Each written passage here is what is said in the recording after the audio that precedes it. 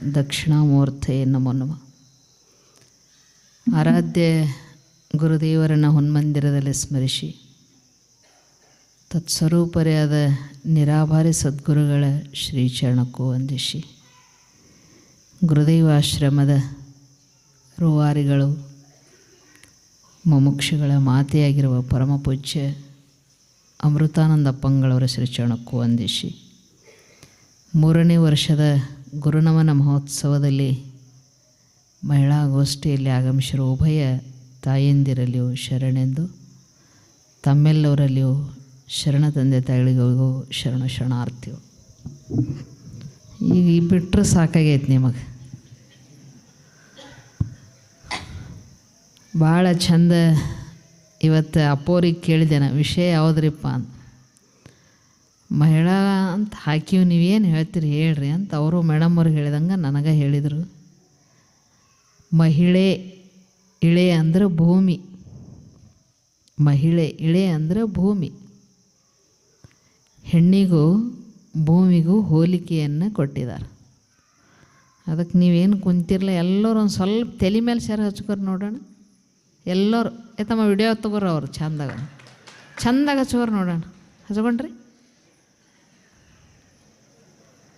ಇವಾಗ ಮುಂದೆ ಕೂತಿದ್ದಲ್ಲ, ನೀನು ಹಚ್ಕೋ. ನೀನು ಮತ್ತು ಬೇರೆ ಹೇಳ್ಬೇಕನ್? ಅವ್ರು ಗಂಡು ಮಕ್ಳಿಗೆ ಹೇಳಕ್ಕೆ ಬರಲ್ಲ, ಅದಕ್ಕೆ ನಾವು ಹೇಳ್ತಿರ್ತೇವೆ. ಒಂದೀಟು ತಲೆ ಮೇಲೆ ಸರಗ ಹಚ್ಕೊಂಡು ಕೂತಿರಂದ್ರೆ ಇವತ್ತು ಮಹಿಳಾ ಗೋಷ್ಠಿಗೆ ಒಂದಿಷ್ಟು ಭೂಷಣ ಬರ್ತೈತಿ. ನೀವು ಹಚ್ಕೋತೀರಿ, ಯಾಕಂದ್ರೆ ಏನೋ ಸ್ವಲ್ಪ ಥಂಡಿ ಬಿಟ್ಟರು ಹುಡುಕ್ಯಾಡಿ ಹಚ್ಕೋತೀರಿ, ಗ್ಯಾರಂಟಿ ಗೊತ್ತದ ನನಗೆ. ಒಂದೇಳಿ ತಲೆ ಮೇಲೆ ಸರಗ ಹಚ್ಕೊಂಡ್ರಿ ಅಂದ್ರೆ ಒಂದಿಟ್ಟು ನಮ್ಮ ಸಂಸ್ಕೃತಿ, ನಮ್ಮ ಪರಂಪರೆ ಭಾಳ ಮಹತ್ವದ್ದು. ಮಹಿಳೆ ಅಂದರೆ ಭೂಮಿ, ಇಳೆ ಅಂದರೆ ಭೂಮಿ. ಹೆಣ್ಣಿಗೆ ಯಾವುದಕ್ಕೆ ಹೋಲಿಕೆ ಕೊಟ್ಟರು ಅಂದ್ರೆ ಭೂಮಿಗೆ ಹೋಲಿಕೆಯನ್ನು ಕೊಟ್ಟರು. ಇಷ್ಟೊತ್ತನ ಹೇಳಿದರು, ಹಲವಾರು ನದಿಗಳ ಹೆಸರೂ ಸಹಿತ ಹೆಣ್ಣು ಮಕ್ಕಳ ಹೆಸರದ. ಆದರೆ ಭೂಮಿಗೆ ಯಾಕೆ ಹೆಣ್ಣಿನ ವಿಶೇಷ ಹೋಲಿಕೆ ಕೊಟ್ಟರು ಅಂತ ಕೇಳಿದರೆ, ಈ ಭೂಮಿ ಈಗೇನು ನಾವು ಕುತ್ಕೊಂಡು ಇಲ್ಲಿಂದು ಹೊರಗಿಂದು ನಿಮ್ಮ ಮನೆಯಂದು ಹೊಲದಂದು ಎಲ್ಲ ಕಡೆ ಭೂಮಿ, ನೆಲ ಒಂದೇ ಹೊಲಗೇರಿ ಶಿವಾಲಯ ಜಲರ್ದಿ ಶೌಚ ಚಾವಣಿ ಎಲ್ಲ ಕಡೆ ಭೂಮಿ ಐತಿ. ಈ ಭೂಮಿಯ ಮೇಲೆ ಒಳ್ಳೆಯದು ಮಾಡಿದರೂ ನಿನಗೆ ಬಾಯಿ ತೆರೆದು ಒಳಗೆ ಕರ್ಕೊಂಡಿಲ್ಲ, ಜಪ ತಪ ಮಾಡ್ಕೋ ಕೂತರೂ ನಿನಗೆ ಕರ್ಕೊಂಡಿಲ್ಲ.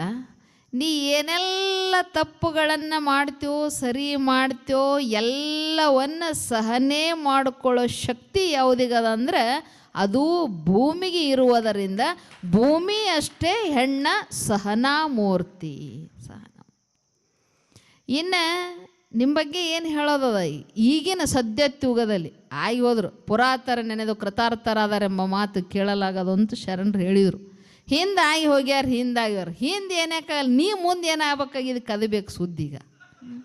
ನೀ ಏನಾಗಬೇಕಾಗಿದಿ ಹಿಂದಿನವ್ರು ಬಾ ನಮ್ಮ ಮತ್ತೆ ಭಾಳ ಚಂದ ಇದ್ದಳ್ರಿ ಇವ, ನೀ ಏನು ಮಾಡಕತ್ತೇವ ಈಗ ಅದು ಬೇಕು. ಈಗಿನವ್ರ ಸುದ್ದಿ ಏನದ? ನಮ್ಮ ಮೇಡಮ್ ಹೇಳೋ ಮುಂದೆ ಹೇಳಿದಳಲ್ಲ, ಈಗ ನೋಡ್ಬೇಕು. ಜನನಕ್ಕೆ ಕಾರಣ ಹೆಣ್ಣು, ಪೋಷಣೆಗೆ ಕಾರಣ ಹೆಣ್ಣು, ರಕ್ಷಣೆಗೆ ಕಾರಣ ಹೆಣ್ಣು ಅಂತ ಹೇಳ್ತಾರೆ.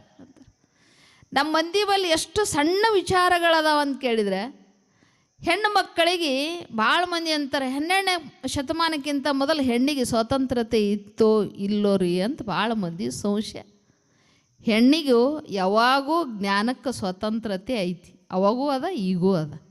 ವೇದ ಕಾಲದಲ್ಲಿಯೂ ಹೆಣ್ಣು ಮಕ್ಕಳಿಗೆ ವೇದಗಳನ್ನು ಅಧ್ಯಯನ ಮಾಡಲಿಕ್ಕೆ ಸ್ವಾತಂತ್ರ್ಯ ಇತ್ತು, ಪಾಂಡಿತ್ಯ ಪ್ರದರ್ಶನ ಮಾಡಲಿಕ್ಕೆ ಸ್ವಾತಂತ್ರ್ಯ ಇತ್ತು, ಧಾರ್ಮಿಕ ಸಭೆಯಲ್ಲಿ ಭಾಗವಹಿಸಿ ವಾದವನ್ನು ಮಾಡಿ ವಾದದಲ್ಲಿ ಗೆದಿಯುವಂಥ ಸಾಮರ್ಥ್ಯ ಆಗಿನ ಯುಗದಲ್ಲಿ ಹೆಣ್ಣಿಗೆ ಇತ್ತು. ಗೊತ್ತಿರಬೇಕು ನಿಮಗೆ, ಉಮಾಭಾರತಿ ಅಂತ ಆಕೆ ಆಗಿನ ಕಾಲದಾಗ ಶಂಕರಾಚಾರ್ಯರಿಗೆ ಸೋಲಿಸಿದಳು ಸಭಾದಾಗ. ಅಂಥ ಸಾಮರ್ಥ್ಯ ಅವಾಗೂ ಇತ್ತು, ಈಗೂ ಅದ.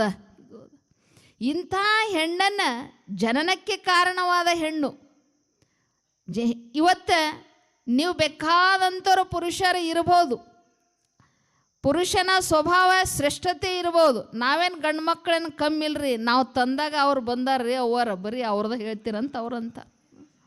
ನಿಮಗೂ ಶ್ರೇಷ್ಠತೆ ಇರ್ಬೇಕಿಲ್ಲ ಅಂತನಲ್ಲ, ಆದರೆ 9 ತಿಂಗಳ ನಿಮ್ಮ ಹೊಟ್ಟೆಯಾಗ ಇಟ್ಟುಕೊಂಡು ಸ್ವಾಮಿ ವಿವೇಕಾನಂದನನ್ನು, ಅಕ್ಕ ಮಹಾದೇವಿಯನ್ನು, ಇವತ್ತು ಪೂಜ್ಯ ಗುರುದೇವರನ್ನು, ಅಮೃತಾನಂದಂಥ ಮಹಾಸ್ವಾಮಿಗಳನ್ನು, ಮತ್ತೆ ಬೇರೆ ಬೇರೆ ಮಹಾತ್ಮರನ್ನು ಹೊಟ್ಟೆ ಒಳಗೆ 9 ತಿಂಗಳು ಇಟ್ಕೊಂಡು ಪೋಷಣೆ ಮಾಡೋ ಶಕ್ತಿ ಯಾರಿಗದ?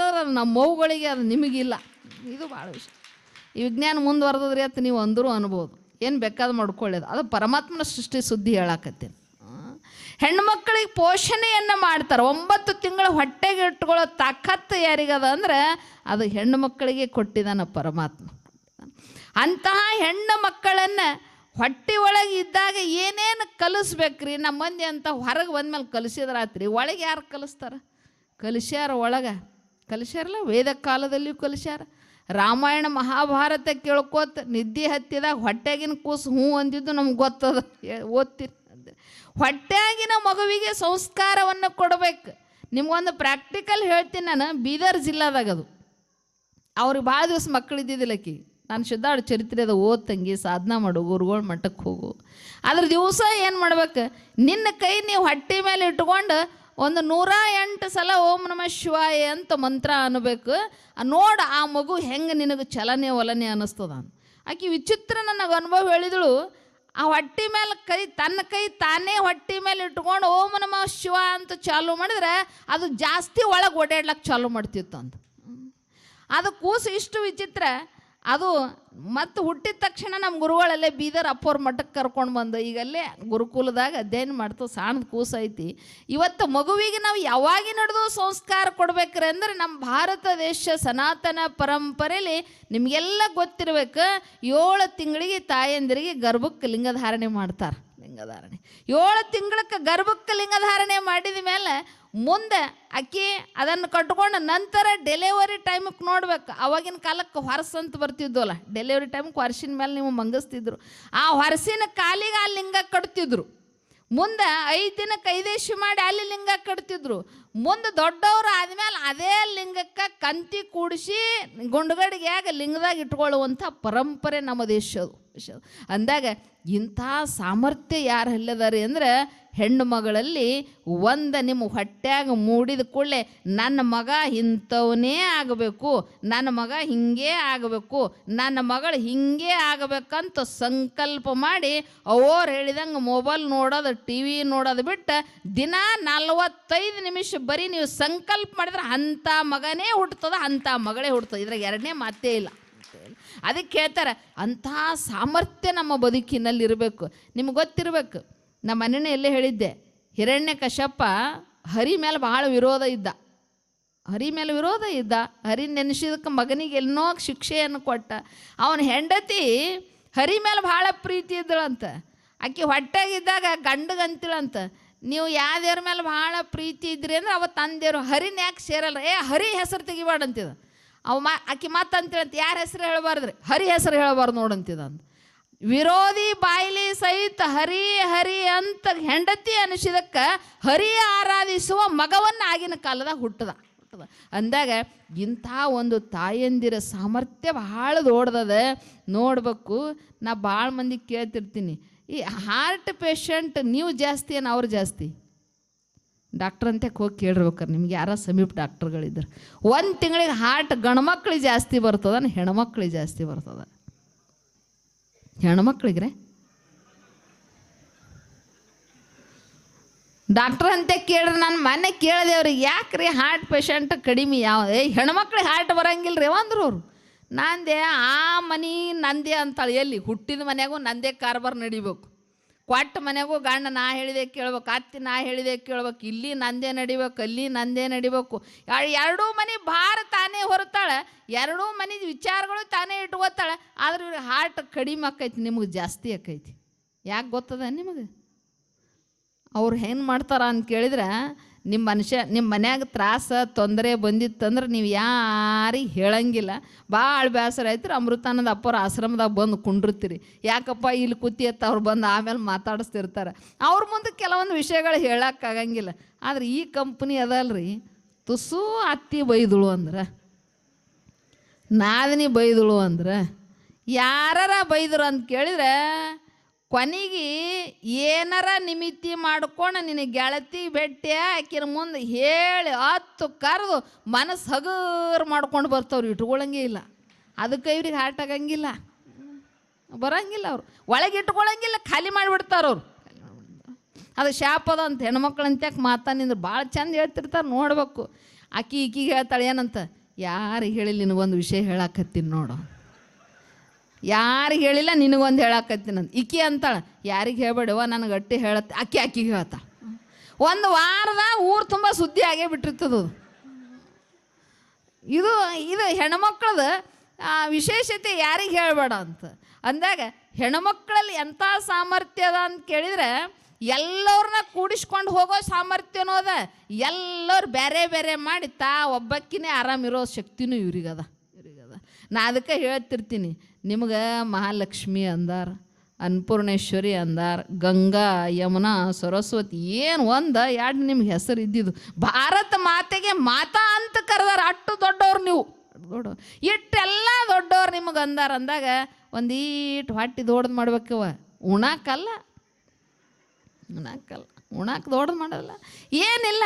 ನಿನ್ನ ಮನೆ ಸುದ್ದಿ ನೆರಮನೆಕ್ಕಿ ಹೇಳಲಾರ್ದಂಗೆ ಒಂದಿಟ್ಟು ನಿನ್ನ ಹೊಟ್ಟೆಗೆ ಇಟ್ಕೊಂಡು ಕುಂತಿ ಅಂದ್ರೆ ಆದರ್ಶ ಗೃಹಿಣಿ ಆಗ್ತಿ. ಆದರ್ಶ ಗೃಹಿಣಿ. ನಾವು ಭಾಳ ವಿಚಿತ್ರ. ಮೊನ್ನೆ ಒಬ್ಬರು ಹೇಳಿದ್ರು ನನಗೆ, ಒಂದು 5-6 ಮಂದಿ ಸ್ವಸ್ಥರು ಅವ್ರ ಮನೆಯಾಗ ಕೂಡೇ ಇದ್ರಂತ. ಅವ್ರ ಮಾವ 3 ಕುಟುಂಬ ಕೂಡಿದ್ದು ಅಂತ. ಅವ್ರು ಹೇಳಿದಂಗೆ ಚಿಕ್ಕಡಿ ಒಬ್ಬರು ಇದ್ರತ್ತ, ಅವ್ರು ಒಟ್ಟ ಆಗಿ ಬರ್ತಿದ್ದಿಲ್ಲ ಅವ್ರಿಗೆ. ಅದು ಮುದುಕಿ ಅತ್ತತ್ತ, ನಾನು ಸ್ವಸ್ಥರು ಒಂದು ನನ್ನ ಬಲ್ಲಿ ಇಲ್ಲಿ ಎಲ್ಲ ಬ್ಯಾರು ಹೋಗ್ಯಾವ. ಆಕಿದು 3 ತಲೆ ಮೇಲೆ ಆದರೂ ಒಟ್ಟ ಮನೆ ಒಡೆದಿಲ್ಲ. ಹೆಂಗಾರ ಮಾಡಬೇಕು, ಅವ್ರ ಮನೆ ಬೆಂಕಿ ಹಚ್ಚಬೇಕು, ಅವ್ರ ಮನೆ ಒಡಿಬೇಕು. ಇವು ಹೆಣ್ಮಕ್ಳದ್ದು ಭಾಳ ವಿಚಿತ್ರ ನೋಡ್ರಿ. ರಾಮನ ಮೇಲೆ ಬೇಕಾದಟ್ಟು ಪ್ರೀತಿ ಇದ್ದಳ ಪುಣ್ಯಾತೀತಿ, ಯಾರ್ದೋ ಮಾತು ಕೇಳಿ ರಾಮಗೆ ಅಡವಿಗೆ ಕಳಿಸಿದ್ರು.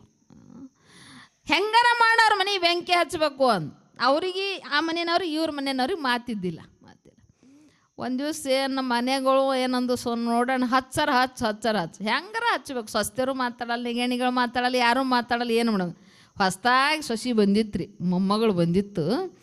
ಅದು ದೇವ್ರ ಗುಡಿಗೆ ಹೋಗೋದು ನೋಡ್ಕೋತ ಕೂತಿತ್ತು ರೀ. ಇದು ಮುದುಕಿ ನೋಡ್ಕೋತ ಕೂತಿತ್ತು. ಅವ್ರ ಮನೆಯವ್ರು ಏನು ಮಾಡಿದರು, ನಮ್ಮ ಮೊಮ್ಮಗಳು ಹೊಸ್ದಾಗಿ ಬಂದದು ಸೊಸಿ, ಆ ಜೋಡು ಕಾಯ್ಲಕ್ಕೆ ಬರ್ತಾವೆ ನೋಡ್ರಿ. ಯಾರು ಕಲಿಸ್ತಾರೋ ಏನೋ ನಮ್ಮ ಹುಡುಗಿಗೆ, ಯಾರು ಹೇಳ್ತಾರೋ ಏನೋ, ಯಾರು ಕೂಡ ಮಾತಾಡ್ತಾಳೆ. ಇನ್ನು ಭಾಳ ಸಂಧ್ಯಾ ನಿಂತು ನೋಡ್ತಿರ್ತಾವೆ. ನಿಮ್ಮ ಕಡೆ ಇರ್ಲಕ್ಕಿಲ್ಲ, ಆ ಕಡೆ ಸುದ್ದಿ ಹೇಳಾಕತ್ತೀನಿ. ಅದು ಹುಡುಗಿ ದೇವ್ರ ಗುಡಿಗೆ ಹೊಂಟಿತ್ತು. ಈಕಿ ಅವ್ರ ಮನ್ಯಾಗ ಬೆಂಕಿ ಹಚ್ಬೇಕು. ಅಕ್ಕಿ ಎದರ ಮುಂದೆ ಭೇಟಿ ಆದರು. ಅವ್ರ ಮನೆಯವ್ರು ನೋಡ್ಲತ್ತವ್ರು. ನಮ್ಮ ಕೂಡ ಯಾರು ಕೂಡ ಎಂದೂ ಮಾತಾಡಲ್ಲ. ಅವ್ರಿಗೆ ನಮಗೆ ಈಗ 2 ತಲೆಮಾರು ಆಯ್ತು ಮಾತಿಲ್ಲ. ನಮ್ಮ ಹುಡುಗಿಗೆ ಏನು ಮಾತಾಡ್ಸ್ಲಕತ್ತಿರ್ಬೇಕು ಈಕಿ ಅಂತ ಬಡ ಆ ಮನೆನಕ್ಕಿನ ಬಂದಳು ರೀ. ಅಜ್ಜಿ ಅವ್ರ ಅತ್ತಿ ಬಂದು ಹಂಗೆ ಒಳಗೆ ಹೋದಂಗೆ ಮಾಡಿದಳು. ಈಕಿ ಕೇಳ್ಸಂಗೆ ಒಂದು ಮಾತಂದಳು, ಏ ತಂಗಿ ನಿನಗೆ ಇಟ್ಟೊತ್ತಾನ ಹೇಳಿದ್ದು ಯಾರ ಮುಂದೆ ಹೇಳಬೇಡ ಅಂದಳು. ನೀವೇ ಯವ್ವ ಅನ್ನಕತ್ತೀರಿ, ಹೆಂಗಾಗಿರ್ಬೇಕತ್ತೀರಿ. ನಿನಗೆ ಹೇಳಿದ್ದು ಯಾರ ಮುಂದೆ ಹೇಳಬೇಡ ಅಂದಳು. ಆ ಹುಡುಗಿ ಏನು ಪಾಪ ಹೊಸ್ದಾಗಿ ಬಂದಿದ್ದು. ಆಯ್ತು ರೀ ಅತ್ತಿ, ಯಾರ ಮುಂದೆ ಹೇಳಲ್ರಿ ಅತ್ತದು. ಈಕಿ ಕೇಳಿದಳು ರೀ, ಸೊಸಿ ಅತ್ತಿ ಮನೆಗೆ ಬಂದಳು. ಮನೆಗೆ ಬಂದಿದ್ದ ಏನು ಆಕಿ ಏನು ಹೇಳಿ ನನಗೆ ಯಾರ ಮುಂದೆ ಹೇಳಬೇಡ ಅಂದ. ತಿಳಿತೇನೆ ಮಾತು.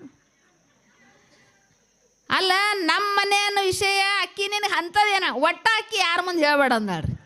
ಇದು ಒಂದೇ ಪಾಠ ರೀ. ಅದಕ್ಕೆ ಮನೆಯಾಗಿಂದ ಎಲ್ಲರೂ ಕೇಳಿದ್ರು, ಏನು ಕಲಿಸ್ಯಾರ ಅವ್ರು ನಿನಗಂತ, ಯಾರ ಮುಂದೆ ಹೇಳಬೇಡ ಅಂದಾರ. ಲಾಸ್ಟ್ ಎಲ್ಲಿಗೆ ಬಂತ್ರಿ ಅಂದ್ರೆ ಗಂಡಿಗೆ ಹೋತ್ರಿ. ನೋಡೋ ತಮ್ಮ, ನಮ್ಮ ಮನ್ಯಾಗ ಅವ್ರಿಗೆ ನಮಗೆ 3 ತಲೆ ಮಾತಿದ್ದಿಲ್ಲ. ಇವತ್ತು ನಿನ್ನ ಹೆಂಡತಿ ಆಕಿನ ಕೂಡ ಮಾತು ಹೇಳಕತ್ತಾಳ. ಏನು ಹೇಳ ತಂಗಿಯತ್ ನಾ ಕೇಳ್ತೀನಿ, ಯಾರ ಮುಂದೆ ಹೇಳಬೇಡ ಅಂದಾಳ ಅತ್ತ.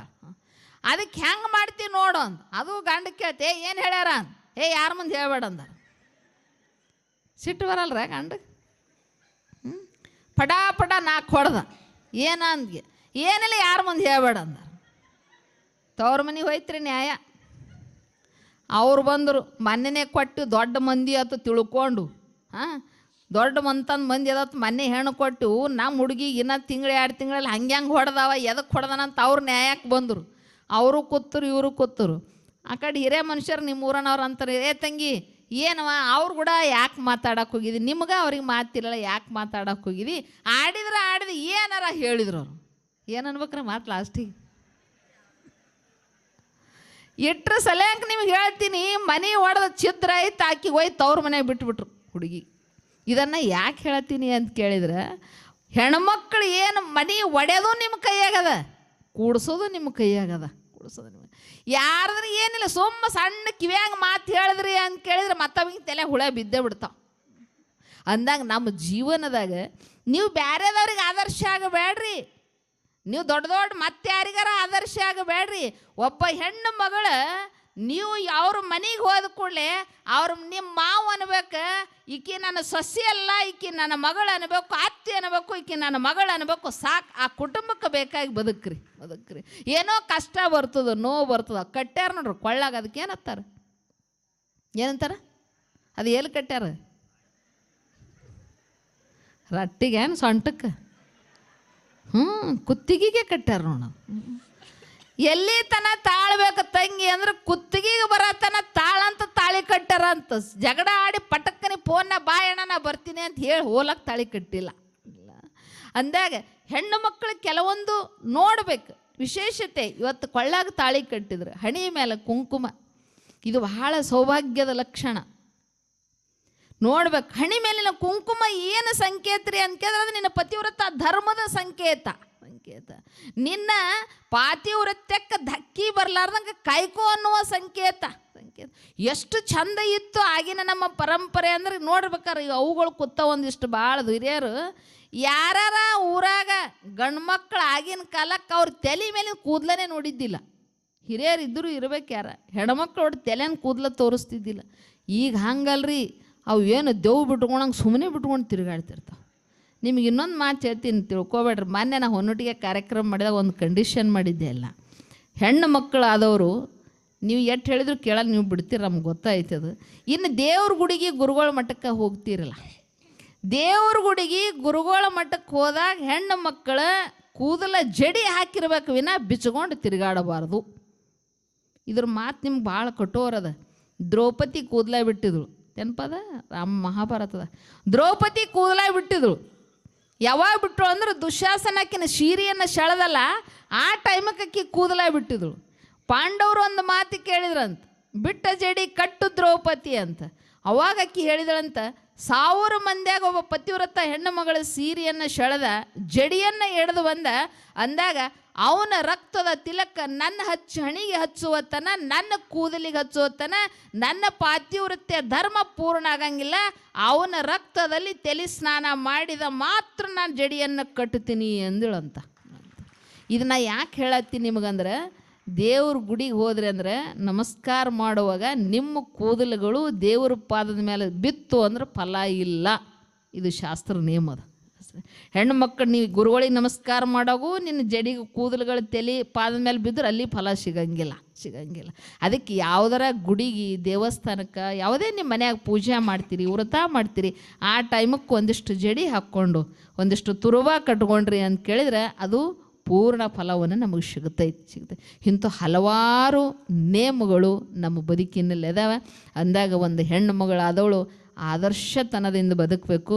ಅವ್ರು ಹೇಳಿದಂಗೆ ಪಾತಿವ್ರತ್ಯ ಧರ್ಮದಲ್ಲಿ ಎಂಥದ್ದದ ಅಂದರೆ ಬ್ರಹ್ಮ ವಿಷ್ಣು ಮಹೇಶ್ವರನ ಮಕ್ಕಳನ್ನು ಮಾಡಿ ಆಡಿಸುವಂಥ ಸಾಮರ್ಥ್ಯ ಪಾತಿವ್ರತ್ಯ ಧರ್ಮದಲ್ಲಿ ಅದ.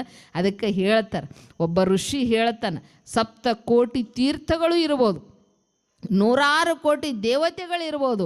ಅಲ್ಲಿ ದೇವತೆಗಳ 7 ಕೋಟಿ ತೀರ್ಥದಲ್ಲಿ ಮುಳುಗಿದಷ್ಟು ಪುಣ್ಯ ಎಲ್ಲಿ ಬರ್ತದೆ ಅಂದರೆ ಒಬ್ಬ ಪಾತಿವ್ರತ್ಯ ಹೆಣ್ಣು ಮಗಳ ಶ್ರೀಪಾದದ ಕ್ಷಣದಲ್ಲಿ ಅಂಥ ಶಕ್ತಿ ಇರ್ತದ ಅಂತ ಹೇಳ್ತಾರೆ. ಅಂದಾಗ ಹೆಣ್ಣು ಮಕ್ಕಳ ತಾಕತ್ತು ಎಂಥದಂದ್ರೆ ದುರ್ಗಿ ಆಗ್ತೀರಿ, ಕಾಳಿ ಆಗ್ತೀರಿ, ಮಹಾತಾಯಿ ಆಗ್ತೀರಿ, ಮಹಾಲಕ್ಷ್ಮಿ ಆಗ್ತೀರಿ, ಮಹಾಸರಸ್ವತಿ ಆಗ್ತೀರಿ. ಕಾರ್ಯೇಶು ಮಂತ್ರಿ ಕರ್ಣೇಶು ದಾಸಿ ಭೋಜ್ಯೇಶು ಮಾತಾ ಶಯನೇಶು ರಂಭ ಅಂತ ಹೇಳಿದ್ರು. ಕಾರ್ಯ ಮಾಡುವಾಗ ಮಂತ್ರಿಗಳಾಗ್ತೀರಿ ನೀವು. ನೋಡ್ಬೇಕು, ಆ ಗಂಡು ಮಕ್ಕಳು ಬೇಕಾದಟ್ಟು ಧೈರ್ಯ ಇರಲಿ, ಏನಾರ ನೋಡ್ಬೇಕು. ಆಶ್ರಮಗಳು ಮಠಮಾನ್ಯಗಳು ಕೆಲಸ ನಡೀತಿರ್ತದೆ. ಏನು ಅವರು ಒಂದಿಷ್ಟು ಸೇವಾ ಮಾಡ್ಯಾರ ಅಂತ ಅವರು ಬಂದು ಹೇಳಿದಾಗ ಎಷ್ಟು ಕೊಡ್ಬೇಕು ಅನ್ನೋ ಧೈರ್ಯ ಅವ್ರಿಗೆ ಇರಂಗಿಲ್ಲ. ನೀವೇ ಹೇಳಬೇಕು, ಏನ್ರಿ ಇಷ್ಟು ಕೊಡ್ರಿ ಅಂತ ಕೇಳಿದ್ರೆ ಎದೆ ಉಬ್ಬಿಸಿ ಬಂದು ಮಂದ್ಯಾಗ ಬಂದು ರೊಕ್ಕ ಕಿಶದಂತ ತೆಗಿತಾನೆ. ಅಲ್ಲಿ ತನ ಧೈರ್ಯನೇ ಇರಂಗಿಲ್ಲ. ನೀವ ಅದಕ್ಕೆ ಕಾರ್ಯೇಶು ಮಂತ್ರಿ ಅಂತೇಳ್ಯಾರ. ಕಾರ್ಯ ಮಾಡುವಾಗ ಮಂತ್ರಿ ಪಾತ್ರ ವಹಿಸ್ತೀರಿ ನೀವು. ಬೇಕಾದಂಥವು ಇದ್ರೂ ನಿಮಗೆ ಕೇಳೋದೇ ಧೈರ್ಯ ಬರೋಂಗಿಲ್ಲ. ಏನೋ ಹೊರಗಿಂದಾರ ಹ್ಞೂ ಅಂತ ಬಂದರೂ ಸಹಿತ ಯಾವಾಗಾರ ಒಂದು ಸಲ ನಿಮ್ಮ ಮುಂದೆ ಹೇಳಾರ್ದೆ ಅವ್ರಿಗೆ ಸಮಾಧಾನ ಆಗಂಗಿಲ್ಲ ಅಂದಾಗ ಅಂಥ ತಾಕತ್ತು ನಿಮ್ಮಲ್ಲದ. ಹೆಣ್ಣು ಮಗಳಾದವಳು ಆದರ್ಶವಾಗಿ ಗಂಡನಿಗೆ ಬೇಕಾಗಿರಬೇಕು, ಅತ್ತಿ ಮಾವನಿಗೆ ಬೇಕಾಗಿರಬೇಕು. ಮುತ್ತಿನಂಥ ಗಂಡನ ಕೊಟ್ಟಿರ್ತಾಳೆ, ಅಕ್ಕಿನೇ ಸಾಯಿಲ್ಲ ಅಂತ ದೇವ್ರಿಗೆ ಹರಕಿ ಹೊತ್ತೇವು ಅಂತ ಕೇಳಿದ್ರೆ ನಿಮ್ಮವು ಸಾಯಿಲ್ಲ ಅಂತ ಅಕ್ಕಿ ಅಂತ. ನಿಮ್ಮವು ಸುಖವಾಗಿರ್ಬೇಕಾದ್ರೆ ಇಲ್ಲಿ ನಿಮ್ಮ ಅತ್ತಿ ನಿಮ್ಮವ್ವ ಅಂತ ತಿಳ್ಕೊ. ಅಲ್ಲಿ ನಿಮ್ಮವ್ಗೆ ನಾನು ನಿಮ್ಮವ್ವ ಅಂತಾಳೆ. ಈಕಿ ನೀ ಯಾಕಡ್ರ ಮಾಡಿದ ಅಲ್ಲಿ ನಿಮ್ಮವ್ವ ಯಾಕಡ್ರ ಹಾಕಾಳ. ಎಷ್ಟು ಹುಚ್ಚದವ್ರಿ ನೋಡ್ಬೇಕು. ಮದುವೆ ಮಾಡ್ಕೊಂಡು ಹೋಗ್ತಿರ್ತಾವೆ. ಹೋಗೋ ಟೈಮಕ್ಕೆ ಹುಡುಗಿಯರು ಅಳ್ತಿರ್ತಾವೆ. ಈಗಂತ ತೊಳೆದು ಕರೆಯೋದೆಲ್ಲ ಹೋಗೇ ಬಿಟ್ಟದು. ಮೊದಲೇ ಎಲ್ಲ ಹೋಗೋ ಮುಂದೆ ಇವು ನಮ್ಮ ಹೆಣ್ಮಕ್ಳು ಹೇಳಿ ಕಳಿಸ್ತಾವ್ರು ಏನಂತ, ತಂಗಿ ಇಟ್ಟೆ ಕಳಾಕತ್ತಿದಿ, ಇದೊಂದು ಸಲ ಹೋಗು ಇನ್ನೊಂದು ಸಲ ಹೋಗು, 2ನೇ ಸಲಕ್ಕೆ ಇಲ್ಲೇ ಬಿಜಾಪುರ ಎಲ್ಲಾರ ಮನೆ ಮಾಡಕತ್ತ ಹುಚ್ಚಿ ಇಟ್ಟೆ ಕಳಾಕತ್ತಿದಿ. ಇದು ಹೇಳಿ ಕಳಿಸೋ ಪದ್ಧತಿ. ತಂಗಿ ಏನು ಬಂದರೂ ನಿಮ್ಮ ಅತ್ತಿ ನಿಮ್ಮ ಮಾವ ನಿನ್ನ ಗಂಡನ ತಾಳ್ಕೊಂಡು ಹೋಗ. ನಿಮ್ಮಪ್ಪ 4 ಮಂದ್ಯಾಗ ಎದಿ ಉಬ್ಬಿಸಿ ನಡಿಬೇಕಂದ್ರೆ ಎಂಥವ್ರ ಮಗಳ ಎಂಥವ್ರ ಮನೆತನದಾಗ ಬಾಳ್ವೆ ಮಾಡ್ಯಾಳ ಅಂತ ಮಂದಿ ಮಾತಾಡ್ಬೇಕು. ಹಂಗೆ ಬದುಕು ಅಂತ ಹೇಳ್ಬೇಕು. ನೀವು ಹೇಳ್ಬೇಕು. ಇದು ಬದುಕಿಸುವಂಥ ಕಲೆ. ನಾವು ಹಂಗಲ್ಲ. ಮೊನ್ನೆ ಹೋಗಿದ್ದೆ ಒಂದು ಮದುವೆಗೆ, ಅವು ಬಾಂಡೆ ಸಾಮಾನ್ಯ ಕೊಟ್ಟಿದ್ದಿಲ್ಲ ಅವರು. ನಂದೇ ಈ ಪದ್ಧತಿ ಇಲ್ಲೇನು ಭಾಳ ಚಂದ ಐತಲ್ಲ, ಈಗ ಕೊಡಲ್ಲ ನಂಗೆ ಕೇಳಿದೆ. ಯಾಕ್ರಿ ಎತ್ ಕೇಳಿದೆ. ಅವ್ರಿಗೆ ಕೇಳಿದವನು, ಮೊದಲೇ ಮನೆ ಮಾಡಿಟ್ಟನ್ರಿ ಡೈರೆಕ್ಟ್ ಬೇರೆ ಮನೆಗೆ ಕಳಿಸ್ತೇವೆ, ಅಲ್ಲಿ ಕಳಿಸಲ್ಲ ಅಂದರು. ಎಂಥ ಪರಿಸ್ಥಿತಿ ಬಂದದ ಅಂದಾಗ ನೀವು ಒಂದು ಹೆಣ್ಣನ್ನು ಹೆತ್ತು ಅವ್ರ ಮನೆಗೆ ಕೊಡುವಾಗ ಅವನಿಗೂ ಹೇಳ್ಬೇಕು ಕಳೆಯಾಗ, ತಮ್ಮ ನನ್ನ ಮಗಳ ಸಾಣದ ಒಂದು ಏನಾರ ಅಂದ್ರೂ ಈಕಿನ ಸಮಾಧಾನ ಮಾಡು, ಅಕ್ಕಿಂದ ಸಮಾಧಾನ ಮಾಡು. ನಾನು ಹೆಣ್ಣು ಹೆತ್ತಕ್ಕಿನೇ ಇದ್ದೀನಿ, ನನ್ನ ಮನೆಗೂ ಒಬ್ಬಕ್ಕೆ ಸೊಸಿ ಬರ್ತಾಳೆ. ಮಗಳ ಅವ್ಗೆ ಎಷ್ಟು ಪ್ರೀತಿ ಮಾಡ್ಬೇಕು ಅಟ್ಟೆ ಮಾಡು, ಹೆಂಡತಿನ ಎಷ್ಟು ಪ್ರೀತಿ ಮಾಡ್ಬೇಕು ಅಟ್ಟೆ ಮಾಡು ಅಂತ ಹೇಳಿ ಕಳಿಸುವಂಥ ಕಲೆ ತಾಯಂದಿರಲ್ಲಿ ಬಹಳ ಚಂದ ಇರ್ತದೆ. ಅಟ್ಟಕ್ಕಿಟ್ಟಕ್ಕೆ ಚಾರ ಹೆಣ್ಮಕ್ಳು ಫೋನ್ ಮಾಡ್ತಿರ್ತಾವೆ, ಬಂದಿಲ್ಲ ಅಂತ ಹೇಳ್ತಾವೆ, ನೀರು ಕೊಟ್ಟಿಲ್ಲ ಅಂತ ಹೇಳ್ತಾವೆ, ಕರೆದಿಲ್ಲ ಅಂತ ಹೇಳ್ತಾವೆ. ಅಂಥವಕ್ಕೆಲ್ಲ ಏನು ಹೇಳಬಾರ್ದು. ಇದಕ್ಕೆ ಕಷ್ಟ ಅನುಭವಿಸಿನೇವ, ನಾನು ಇನ್ನೇನು ಭಾಳ ದೊಡ್ಡ ಮಾತಲ್ಲ, ಚೆಂದಾಗಿ ಇರು ತಂಗಿ ಅಂತ ಹೇಳಿದ್ರಿ ಅಂದರೆ ನಮ್ಮ ಭಾರತೀಯ ಸಂಸ್ಕೃತಿ ಪರಂಪರೆ ಉಳಿತದೆ. ಹೇಮರೆಡ್ಡಿ ಮಲ್ಲಮ್ಮ, ಸತಿ ಸಕ್ಕುಬಾಯಿ, ಮೀರಾಬಾಯಿ, ಅಕ್ಕ ಮಹಾದೇವಿ, ಇವತ್ತು ಅನಂತ ಮಹಾನುಭಾವಿಗಳು ಬಾಳಿ ಹೋದಂಥ ಈ ಪುಣ್ಯ ಭೂಮಿಯಲ್ಲಿ ನಾವೆಲ್ಲರೂ ಹುಟ್ಟಿವು. ಅಂಥ ಸದ್ಗುರುಗಳ ಕೃಪಾಶೀರ್ವಾದದಾಗ ಬೆಳೆದೆವು. 3ನೇ ವರ್ಷ ಸದ್ಗುರುಗಳ ನುಡಿನಮನ ಕಾರ್ಯಕ್ರಮ ಭಾಳ ಆಶ್ರಮ ಮತ್ತು ಭವ್ಯ ಆಗ್ಯದ. ನಾನು ಬಂದು ಹೋಗಿ ಭಾಳ ದಿವಸ ಆಯ್ತು. ಈ ಕಡೆಲ್ಲ ಒಂದು ಸಲ ಅಪ್ಪಗಳು ಇಲ್ಲಿ ಪ್ರವಚನಕ್ಕಿದ್ದಾಗ ಇಲ್ಲಿ ತಿರುಗಾಡಕತ್ತಿದ್ರು. ನಾನು 8 ಗಂಟೆಗೆ ಬಂದಿದ್ದೆ. ಮ್ಯಾಲೆ ಹೋಗಿದ್ರು, ಮತ್ತೆ ತೆಳಗೆ ಬಂದು ತಿರುಗಾಡ್ಕೋತ ನನಗಂದ್ರೆ ಅಪ್ಪನವ್ರು ಅಲ್ಲಿ ತನಕ ಏನೋ ಆಗಿತ್ತು ಕಟ್ಟಡ, ಇದೆಲ್ಲ ಇನ್ನೂ ಗುರುಗಳ ಕಟ್ಟಡ ಮಾಡಬೇಕಾಗ್ಯದ ಅಂತ ಅಪ್ಪವ್ರು ಅವತ್ತು ಅಂದಿದ್ರು. ಇವತ್ತು ಅವ್ರ ಸಂಕಲ್ಪದಿಂದ ಎಲ್ಲ ಕೆಲಸ ಇಲ್ಲಿ ಆಗ್ಯದ. ಇನ್ನೂ ಸ್ವಲ್ಪ ಉಳ್ದದ ಅಂದಾಗ ಆಶ್ರಮಗಳು ನಿಮ್ಮನ್ನೇ ಕಟ್ಟೋರು ಮಾಡೋರು ನೀವೇ, ವಸ್ತಿ ಇರೋರು ನೀವೇ. ಬಂದಾಗ ತಣ್ಣಗೆ ಗಾಳಿ ಭಾಳ ಇತ್ತು, ಒಳಗೆ ರೂಮಿನಾಗ ಹೋಗ್ಕೋತಾರೆ. ನಮ್ಮ ಅಪ್ಪವ್ರ ಮಠ ಭಾಳ ಚಂದ ಅದ ನೋಡ್ರಿ, ಶಾಂತ ಅದ ನೋಡ್ರಿ ಅಂತ ಅಂದಾಗ ಇವತ್ತು ಆಶ್ರಮಗಳಿಗೆ ಯಾರ ಮಾಲಕರು? ನೀವೇ ಮಾಲಕರು. ನೀವೇ ಕೊಡಬೇಕು, ನೀವೇ ಉಣ್ಬೇಕು, ನೀವೇ ಕಟ್ಟಬೇಕು, ನೀವೇ ಇರಬೇಕು. ನೀವು ಕೊಟ್ಟಿದ್ದು ಒಂದಿಟ್ಟು ಕಸ ಹೊಡ್ಕೊಂಡು ನಮ್ಮಂಥ ಸನ್ಯಾಸಿಗಳು ಇರಬೇಕು. ಎಷ್ಟು ಬಿಟ್ಟರೆ ಅದ್ರಾಗ ಏನೂ ಇರಂಗಿಲ್ಲ ಅಂದಾಗ ಇಂಥ ಕಾಡಿನ ಮಧ್ಯದಲ್ಲಿ ರೋಡ ಅನಾನುಕೂಲ ಇಂಥದ್ರಲ್ಲಿ ಸುಂದರವಾದಂಥ ಒಂದು ಗುರುದೇವರ ಆಶ್ರಮ ನಿರ್ಮಾಣ ಮಾಡಿದ್ದಾರೆ. ಮೊದಲು ಇತ್ತು, ಇನ್ನೂ ಮತ್ತು ಭವ್ಯ ಆಗೈತಿ. ಆ ಕಡೆ ಗೋಗಳನ್ನು ರಕ್ಷಣೆಯನ್ನು ಮಾಡ್ತಾರೆ. ಪೂಜ್ಯ ಅಮೃತಾನಂದ ಶ್ರೀಗಳವರು ಬಹಳ ಅಪರೂಪದ ಮಹಾತ್ಮರು. ಎಲ್ಲವರನ್ನ ಪ್ರೀತಿ ಗೌರವದಿಂದ ಕಾಣುವವರು. ನಾನೇ ಎಷ್ಟೋ ಸಲ ಅಂತಿರ್ತೀನಿ, ಅಪ್ಪ ಇಷ್ಟೆಲ್ಲ ಹೆಂಗೆ ಸಂಭಾಳಿಸ್ತೀರಿ ನೀವು ಅಂತಿರ್ತೀನಿ. ಹೆಂಗೋ ಶಿವಾಯನ್ಮ ನಡೆದದ್ರಿ ಅಂತಂತಿರ್ತಾರೆ. ಅವರ ಮಠಮಾನ್ಯಗಳು ಅವರು ನಿಮ್ಮ ಜೋಪಾನ ಮಾಡಬೇಕು. ಇವತ್ತಿನ ದಿನಮಾನದಲ್ಲಿ ಮಠಮಾನ್ಯಗಳು ನೀವು ಜೋಪಾನ ಮಾಡಬೇಕು, ಆಶ್ರಮಗಳು ನೀವು ಜೋಪಾನ ಮಾಡಬೇಕು. ಹಂಗೆ ಜೋಪಾನ ಮಾಡಿದಾಗ ಆಗ್ತದೆ. ಇವತ್ತು 4 ಮಂದಿ ಇಲ್ಲಿ ಬಂದು ಕುಂತೀವಿ ಪ್ರಾಂಗಣದಾಗ ಅಂತ ಕೇಳಿದರೆ ಇಲ್ಲಿ ಒಂದಿಷ್ಟು ಸ್ವಚ್ಛತೆ ಅದ, ಪವಿತ್ರತೆ ಅದ ಅಂತ ಬಂದು ಕೂತೀವಿ ನಾವು. ಇದನ್ನು ಮಾಡೋರು ನಾವೇ, ನೀಡೋರು ನಾವೇ, ಕಟ್ಟೋರು ನಾವೇ. ನೀವೆಲ್ಲ ಮಾಡಿದ ನೋಡಿ ಸಂತೋಷ ಪಡೋರು ಗುರುಗಳೇ ಇರ್ತಾರೆ. ಅಂಥ ಭವ್ಯವಾದಂಥ ಆಶ್ರಮದ ಕಟ್ಟಡ ಇನ್ನೂ ಸಾಕಷ್ಟು ಕೆಲಸ ಕಾರ್ಯಗಳು ಇಲ್ಲಿ ಉಳಿದವ. ಆದಷ್ಟು ನಮ್ಮ ಕೈಲಿಂದ ಎಷ್ಟು ಸಾಧ್ಯ ಆಗ್ತದೆ ಅಷ್ಟು ಸೇವಾ ರೂಪದಲ್ಲಿ ನಾವು ಮಾಡಿದೆವು ಅಂತ ಕೇಳಿದರೆ ಇಂಥ ಆಶ್ರಮದ ಪರಂಪರೆ ಮುಂದುವರಿಸಲಿಕ್ಕೆ ಸಾಧ್ಯ ಆಗ್ತದೆ. ಗುರುಗಳ ಕೃಪಾ ಅವ್ರ ಮೇಲೆ ಬಹಳ ಐತಿ, ಬಹಳ ಪ್ರೀತಿ ಇದ್ದರು ಅಪ್ಪ ಅವ್ರ ಮೇಲೆ. ಬಹಳಷ್ಟು ವಿಚಾರಗಳನ್ನು ಅವ್ರ ಜೊತೆಗೆ ಹಂಚ್ಕೋತಿದ್ರು. ಯಾವಾಗಲೂ ಅತ್ಯಂತ ಕರುಣೆ ಪ್ರೀತಿಗೆ, ಗುರುಗಳ ಪ್ರೀತಿಗೆ ಪಾತ್ರರಾದವರು. ಅವರ ಮಾತುಗಳು ಅವರ ಬದುಕಿನಲ್ಲಿ ಅಳವಡಿಸಿಕೊಂಡಿದ್ದಾರೆ. ಅಂಥ ಗುರುಗಳನ್ನು ಪಡೆದುಕೊಂಡವರು ನೀವೆಲ್ಲರೂ ಬಹಳ ಭಾಗ್ಯವಂತರು ಅಂತ ಹೇಳ್ತಾ ಸಮಯ ಆದದ್ದರಿಂದ ನಾನು 4 ಮಾತುಗಳು ಸದ್ಗುರುಪಾದಕ್ಕೆ ಅರ್ಪಿಸಿ ಮುಕ್ತಾಯ ಮಾಡ್ತೀನಿ.